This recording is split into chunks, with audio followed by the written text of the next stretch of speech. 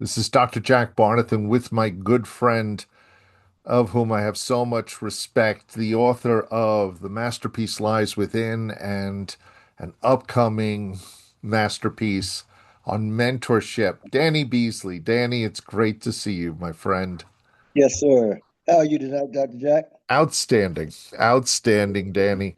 Danny and I were having a conversation since last week and about uh, a situation, if you will, that is just seems to be getting worse and worse. And a statistic that I saw tonight that in one sport, the strength sport, bodybuilding, 56 athletes died in 2025. The average age was just 35, and the thought of so many athletes, and this is, yes, it's one sport that's been associated with drugs and performance enhancements and extremes, which is I was very involved with. I was an official, I was a doctor and judge, and when they stopped drug testing, I left. I was there just by way of reference. I was asked to be a judge because they were in the 90s, that far back. They were pushing hard to go back to physique, not freak. That was the motto, and Arnold came up with that, Schwarzenegger. But unfortunately, they tickets wouldn't sell. People wanted to see a freak show, and this was before the internet, where you could see every kind of freak show now from the comfort of your easy chair.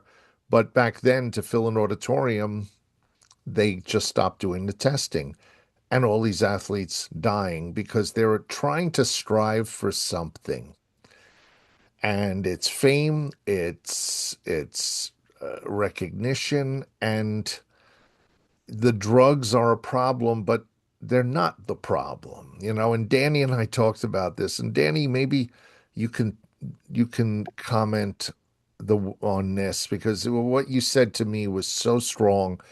And I'm going to be sharing this with leaders in not just that sport, but I've worked with every sport there is in hmm my work as a sports science expert and a consultant, Danny.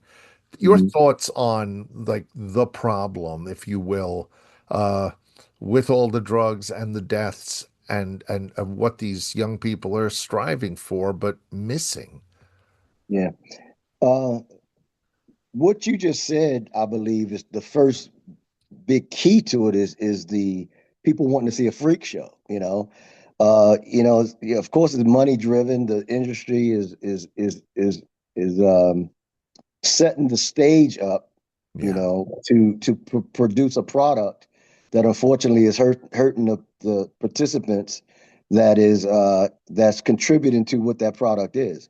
And I think it has to definitely start, Dr. Jack, and you know this, with the industry itself, and how the industry is set up for more of the viewership, Mhm. the participation, the Yeah.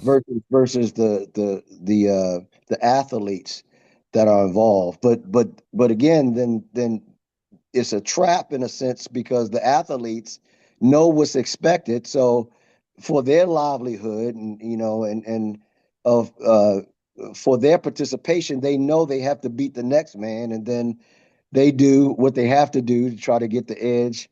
And unfortunately, as we all know, that they take these turns, because natural competing against someone that's unnatural, Yeah. and then the people who's unnatural are getting the rewards. Then other people, I would think, kind of catch on and get involved in that same pattern. So I think the major part, which I believe you speak about so brilliantly, in a lot of your talks and a lot of your classes, is the industry itself is setting up the trap for individuals. But then you have the real people that's caught up in that spiral. And like you said, in other industries as well, throughout, and you can look at many different, outside of sports. You can Yeah. look at, even like, I watch UFC fighting, in a sense, and they're set up the same way. I mean, these guys are killing themselves to get to a level to where they can provide for their family and and uh and um and unfortunately they have to go through a lot of things that harm them to try to compete at those levels that are hard uh to obtain naturally, Yeah. you know. So to that effect, I think for me, Dr. Jack, talking about this subject, you can't really address the people involved until we really have a compassion and understanding of why they go as hard as they do, and the motivation for them to take these drugs a lot of times starts from just trying to put food on the plate for their families, you know. Yeah. So uh so I would never discount the human pressures that's involved in getting into an industry that unfortunately is tainted with so much baggage that comes along with it. Yeah. It's you know what, the drugs, yes, they're killing people and they're doing so much damage, but um it's not just the drugs. It's when somebody, like we've talked about, is missing something inside, and they're like reaching for things that are uh they're not real. They're Mhm. not real. And even what they talk about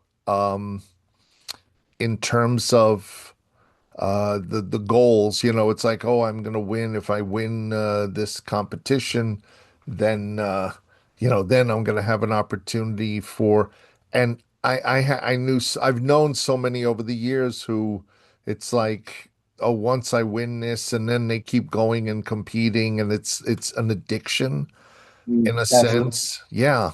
And I've also lost people who were patients of mine, people who did quit the stuff, some who I even got into rehab, but the damage that was done to their bodies when they Yeah, were was devastating.